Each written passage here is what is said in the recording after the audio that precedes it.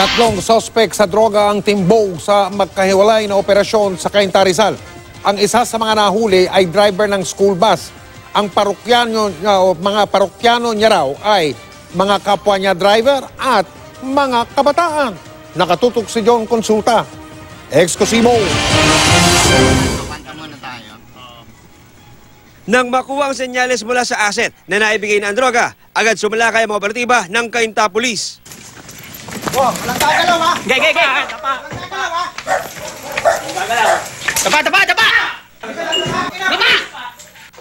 Pinadapa at pinusasan ang mga suspect na sina Redmond Corpus at Felicissimo Atentar Jr. Nabawi sa kanila ang ilang sachet ng hininalang shabu, marked money at ilang drug paraphernalia. Ayon sa Cainta Police, sadyang nakikipagtransaksyon ang mga suspect sa isang bahay sa loob ng isang exclusive subdivision para hindi mabisto ang pagtutulak ng droga. Si Corpus, napag-alamang school bus driver. Siya ang nagpapagsak umano ng droga sa ilang kabataan at kapwa driver.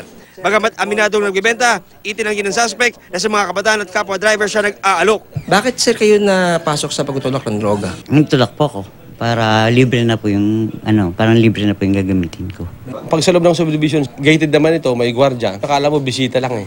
Ang mga security guard naman, hindi naman nila mapapansin yun, sir eh. Yung pala sir, i-score na.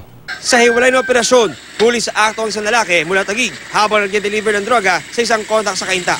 Na-recover mula sa suspect ang mahigit 400,000 pisong halaga ng hininalang shabu. Pinupala ko magdadrive.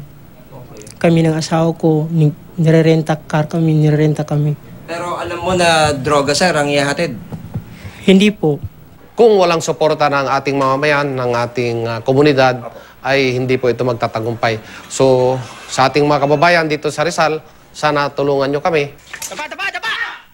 John Consulta, nakatutok, 24 oras.